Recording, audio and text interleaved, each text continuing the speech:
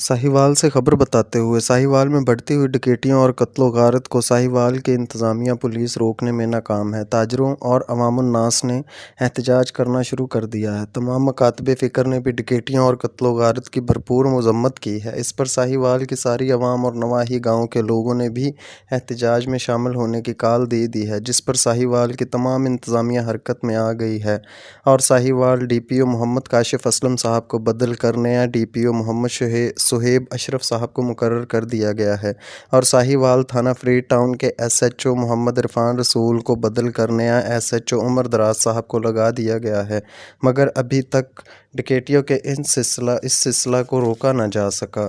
कुछ दिन पहले पुलिस इंतज़ामिया ने एक नामवर बदनाम ज़माना डाकू अलियास मर्दाना को पुलिस मुकाबला में मार दिया था। कुछ दिन की खामोशी के बाद अब यह सिलसिला फिर से जारी है।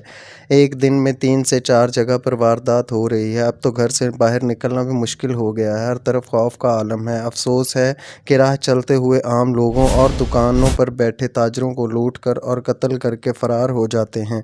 इस पर मज़ीद ताजरों और अवाम का कहना है कि हम ये नहीं कहते कि पुलिस अपना काम नहीं कर रहे, मगर बढ़ती हुई डकैतियों का खात्मा होना चाहिए।